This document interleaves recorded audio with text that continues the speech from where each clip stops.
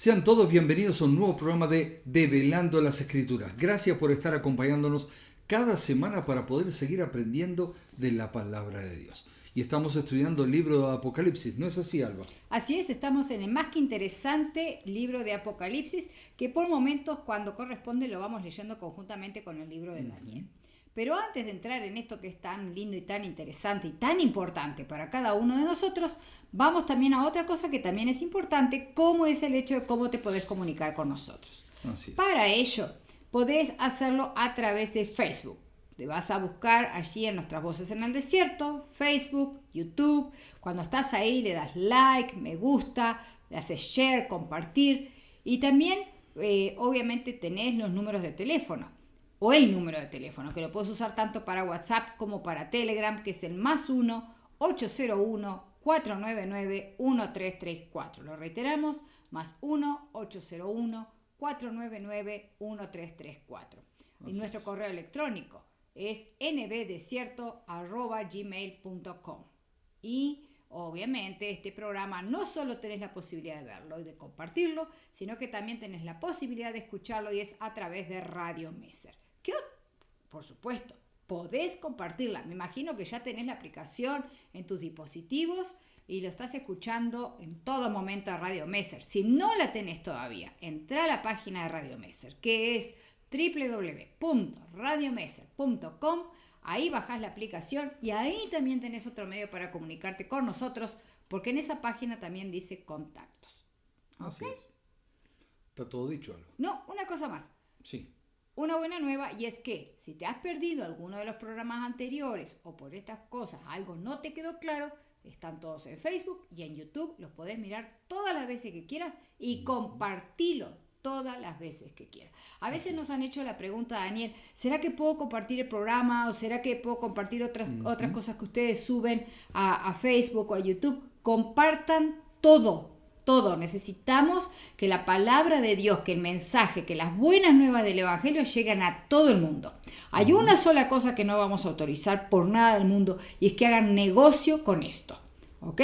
Pero de la misma forma que ustedes están recibiendo gratis, compártanlo gratis con todo el mundo. Así es. Bueno, comenzamos con una oración, ¿te parece? ¿Sí?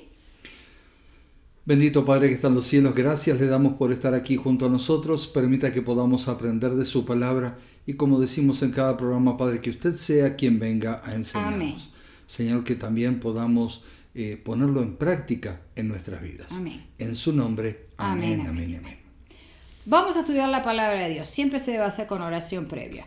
Pero ya me imagino que la tenés contigo, a la Biblia. Eso es fundamental. No te quedes con lo que te digamos ni con lo que te diga nadie. Ve a la Biblia y compruébalo por ti mismo que está ahí. Estamos en el capítulo 11 del libro de Apocalipsis. Capítulo 11 del libro de Apocalipsis.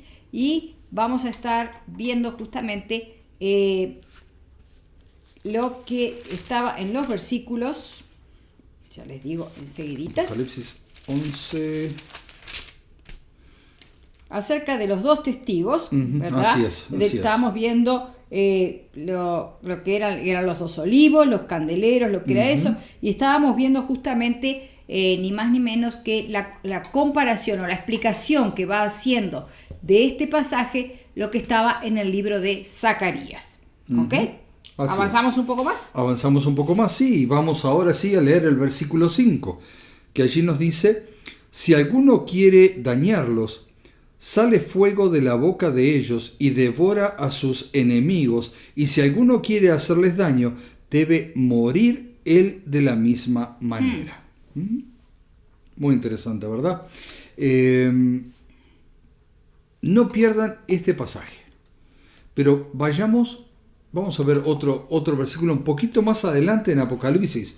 Vamos a ir al capítulo 22, versículos 18 y 19.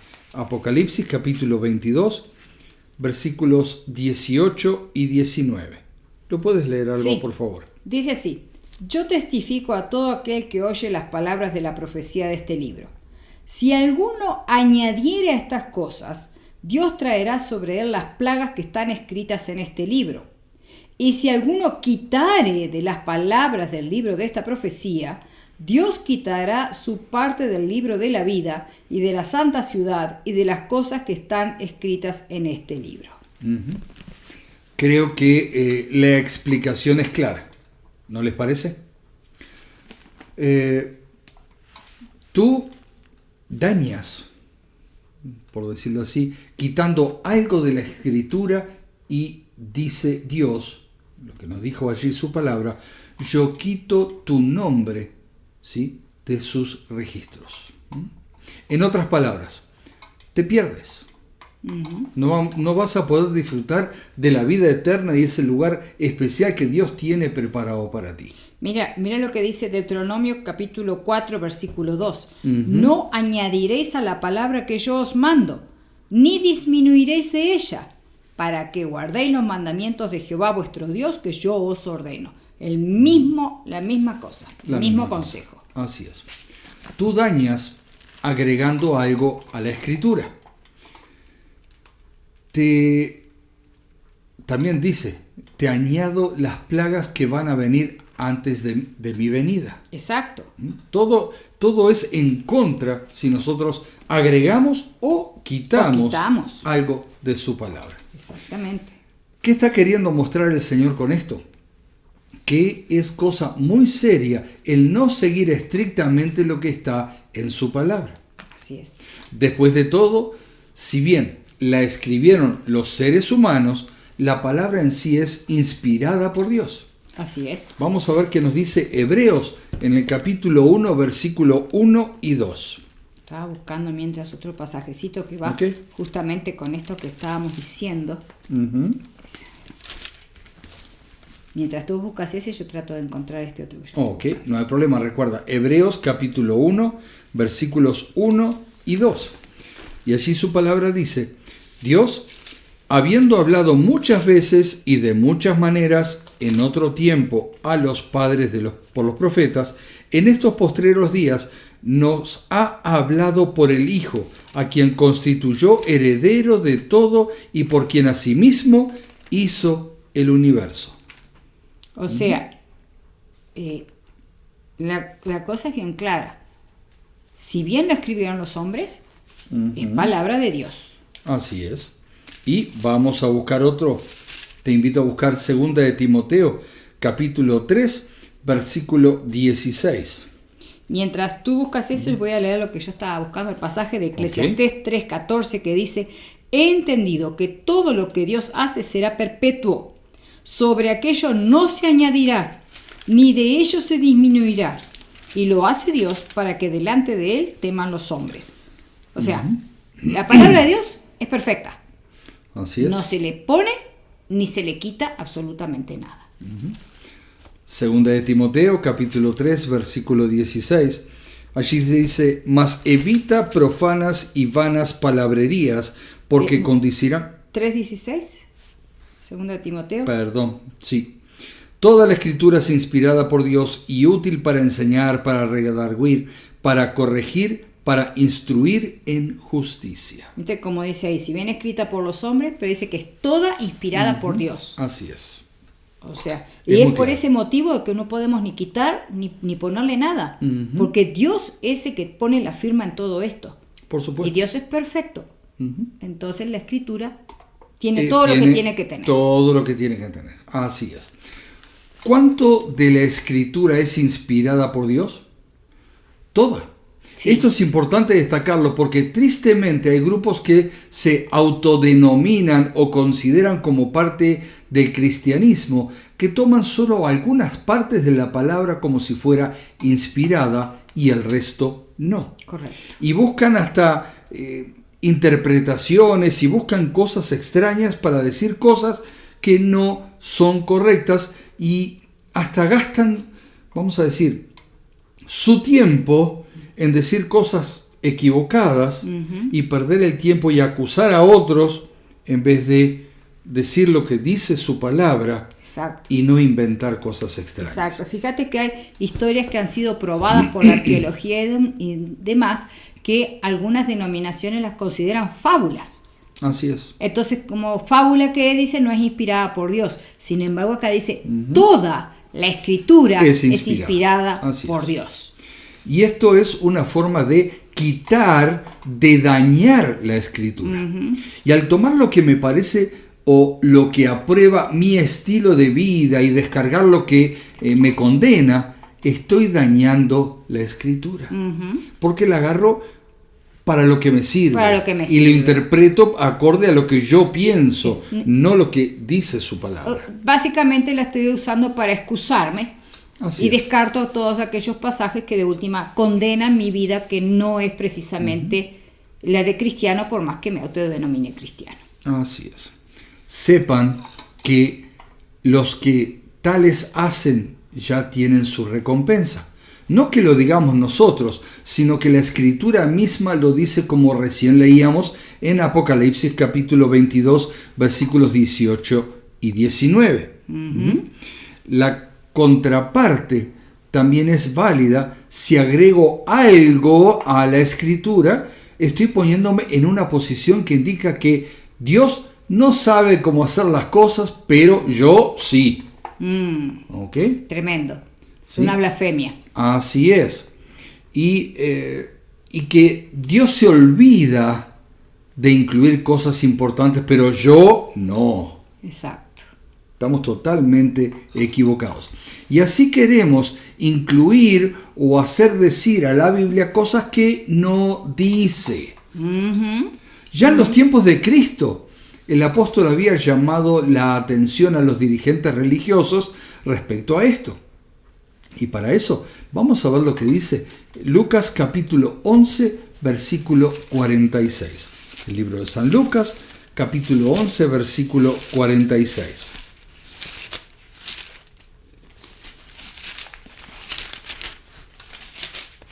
Estamos buscándolo. 11, 46. Que allí nos dice: y él dijo: ay de vosotros también, intérpretes de la ley, porque cargáis a los hombres con cargas que no pueden llevar, pero vosotros ni aun con un dedo las tocáis.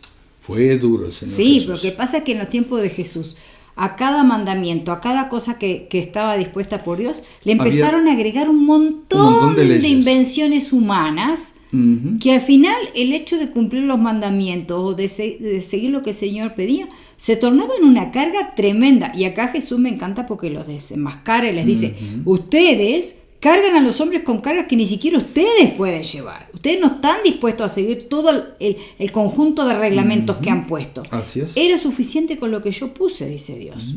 Con eso era más que suficiente. Así es. Por eso Cristo vino a esta tierra, entre otras cosas, a quitar el oprobio, el peso, la carga que el que se decía pueblo de Dios había puesto sobre el cuarto mandamiento.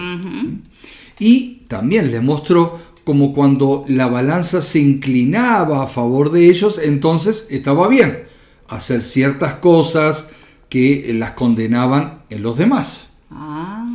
Acomodaban, vamos a decir, para el lado que calienta el sol. Exacto. Como decimos generalmente. Exacto. De última, cuando quitamos o agregamos, lo único que estamos haciendo es querer acomodar la escritura a nuestra conveniencia para que termine aprobando la vida de pecado que me niego a abandonar. Así de simple, pero también así de peligroso también es. Y Alba, ¿cuál es la condenación para aquellos que obran así? De última, es la misma, pues las plagas solo caerán sobre aquellos que han rechazado a Dios y están condenados por elección propia a la muerte eterna. E igual sucede con los que son borrados del libro de los cielos. Que eso justamente las condenaciones que hablaba Apocalipsis 22. Así es. ¿Y por qué esto es así? ¿Por qué? Y lo vamos a buscar en su palabra. Por lo que dice Romanos capítulo 6, versículo 23. Un versículo muy conocido. Muy conocido, así es. Porque la paga del pecado es muerte. Pero más eterna. La dádiva claro. Okay. Más la dádiva de Dios es vida eterna en Cristo Jesús, Señor nuestro. Ok. Pero sigamos con el versículo 6 de Apocalipsis, porque el tiempo avanza y rapidísimo, Alba. Capítulo 11, versículo 6. Dice allí: estos tienen poder para cerrar el cielo a fin de que no llueva en los días de su profecía, y tienen poder sobre las aguas para convertirlas en sangre y para herir la tierra con toda plaga cuantas veces quieran. Ya lo hemos comentado antes, pero vamos a analizar un poco más este versículo. Está hablando de una bestia. En el siguiente sí. En el siguiente versículo, en el versículo 7. Cuando hayan acabado su testimonio, la bestia que sube del abismo hará guerra contra ellos y los vencerá y los matará. Está hablando de una bestia, como dijimos y leímos recién. Pero para eso vamos a seguir buscando las respuestas en la palabra de Dios y vamos al libro de Daniel, capítulo 7, versículos 17 y 23, solo para clarificarlo. 7, 17 y 23. Sí, por favor. Dice: estas 4 grandes bestias son 4 reyes que se levantarán en la tierra. Y el 23 dijo así: la cuarta bestia será un cuarto reino en la tierra, el cual será diferente de todos los otros reinos, y a toda la tierra devorará, trillará y despedazará. Ok. Solo para clarificar el significado bíblico del simbolismo. ¿Ok? Y queda claro que representa reyes y reinos terrenales. Correcto, eso es lo que representa la bestia. Así es. Esta bestia sale del abismo. ¿Ok? Ya que vimos que este abismo es sinónimo de ¿qué? De oscuridad, de caos. Y eso ya lo vimos cuando estudiamos el capítulo 9, allí de Apocalipsis. Y está representando, como lo vimos anteriormente, la oscuridad que quita o apaga la luz de Dios. Y es la época del oscurantismo. Así es. Y cuando leemos el verso siguiente de Apocalipsis, como el versículo 8, dice: oh Jehová, nuestra es la confusión de... No, Apocalipsis 11. Estaba en Daniel, perdón, pensé que todavía seguía allí. Y sus cadáveres estarán en la plaza de la grande ciudad, que en sentido espiritual se llama Sodoma y Egipto, donde también nuestro Señor fue crucificado. ¿Okay? Ahí encontramos que hay un poder que es llamado Sodoma y Egipto. ¿Okay? Esto ya nos da un marco de referencia en cuanto a las características de este poder. Tanto uno como otro de estos lugares son precisamente alabados por su fidelidad a Dios, ni por representarlo bien. Y no pueden ser alabados por eso. No pueden ser alabados ni uno por eso. ni otro realmente. Por eso, estaban del lado de todo lo Dios. contrario. Exacto. No era por alabarlo y estaba todo bien, No. con Dios estaba todo bien. No, era lo contrario. Todo lo contrario. Es más, Egipto, bíblicamente, es reconocido como el reino que niega la existencia de Dios. Vamos a verlo en su palabra. Sí. Éxodo capítulo 5, versículo 2. Éxodo 5, capítulo 2.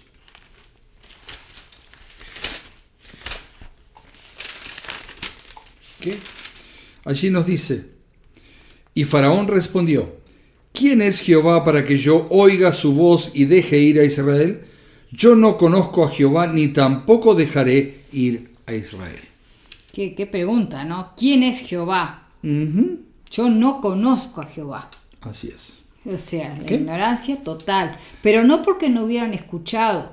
No porque no hubiera escuchado el faraón de Dios, sino que se negaba a aceptar que había. Claro, recordemos que en aquel tiempo los faraones eran considerados dioses. Por y supuesto. representaban a su vez a sus dioses. No A en sus vano al dioses. faraón se le llamaba también Ra. ¿No? Así es. Y conocemos toda la historia y como una y otra vez Egipto va a negar la existencia del Dios Todopoderoso, o a pesar de haber visto y vivido lo que vieron y vivieron, Exacto. que todo lo que había pasado ahí, seguían negando y lo siguen negando. Triste. ¿Okay?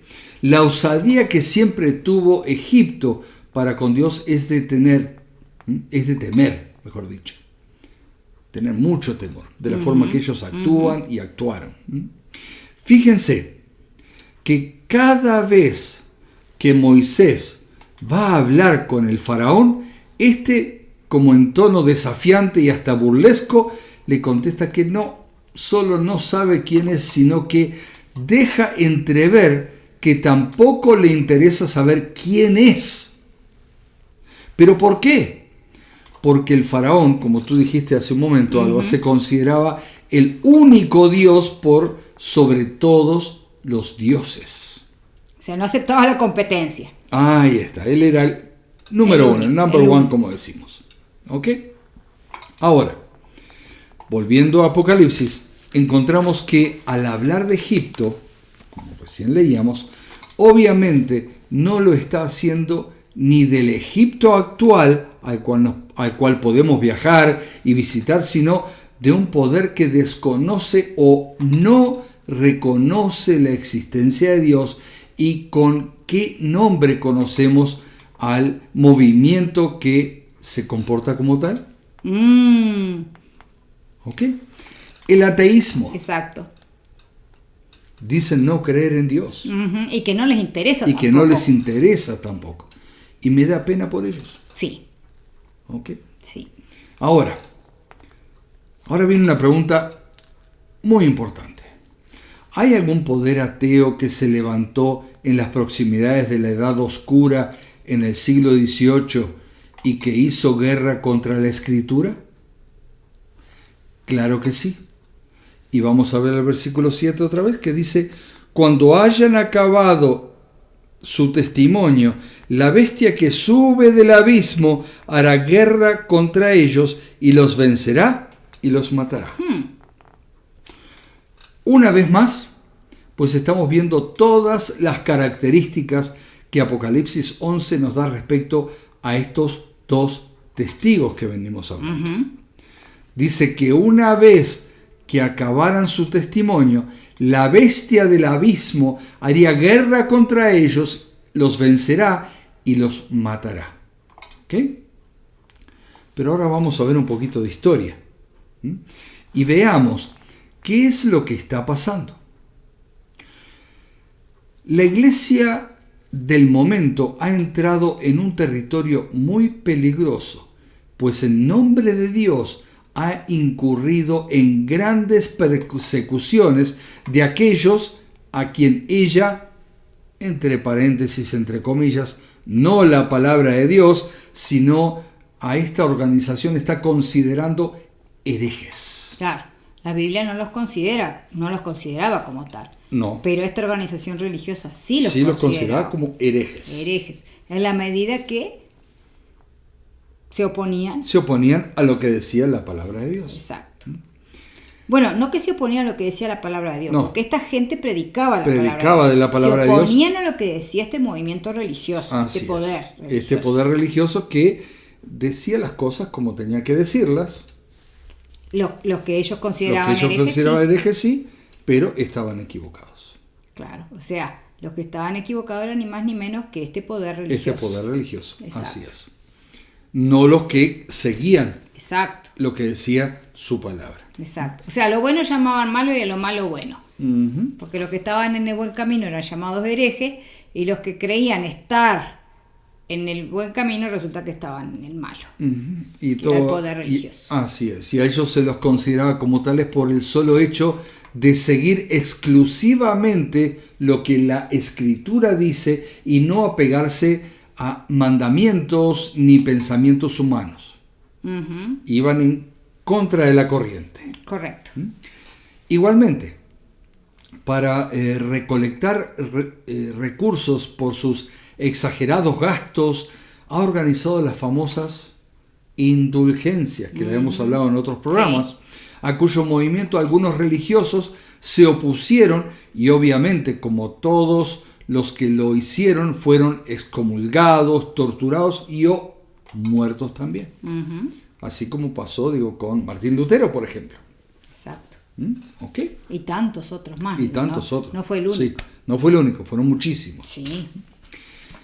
Y las pocas Biblias que existían, o sea, que había en circulación, eran confiscadas y quemadas en hogueras en las plazas, siendo totalmente exclusiva su posesión para aquellos del clero de la época, sin que el pueblo tuviera acceso a ella, y para colmo de males, su explicación en los servicios se hacía en un idioma que no era el usado por el pueblo.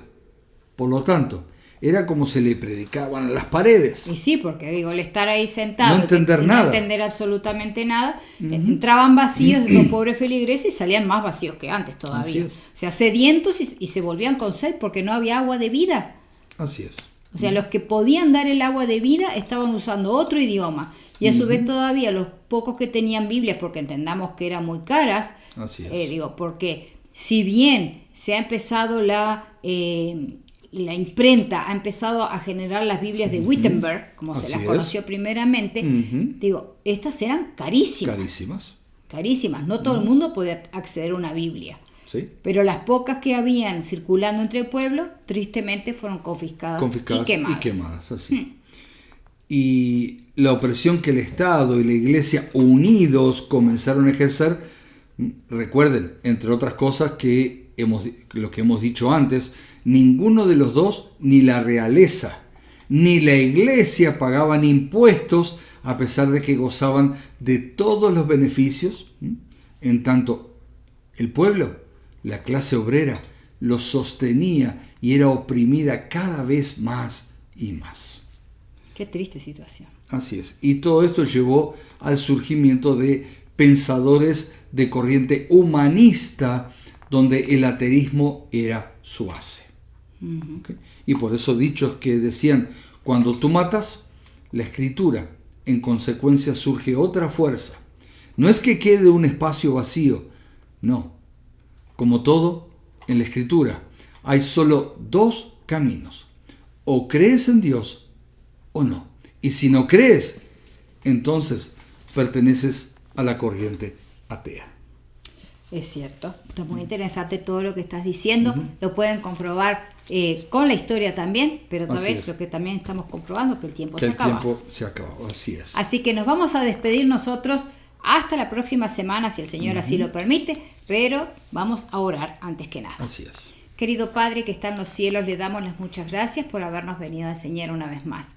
Gracias por esto que nos está permitiendo aprender. Y Señor, ayúdenos a estar firmemente arraigados en la verdad de su palabra. Que no sigamos pensamientos humanos, opiniones humanas, juicios humanos, sino que sigamos todo lo que en escrito está. Lo que está es su palabra de Génesis a Apocalipsis, Señor. Porque si usted lo puso, es importante y hemos de seguirlo. Amén. Gracias desde ya por todo, Padre, en el nombre de Jesús. Amén, amén y amén. Amén, amén, amén.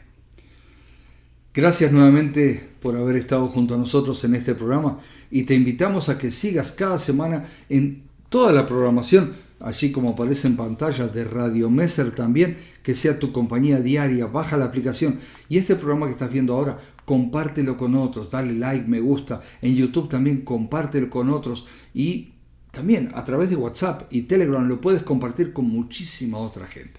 Te invitamos a que nos ayudes a poder seguir predicando de la palabra de Dios. Nuevamente gracias y te esperamos la próxima semana.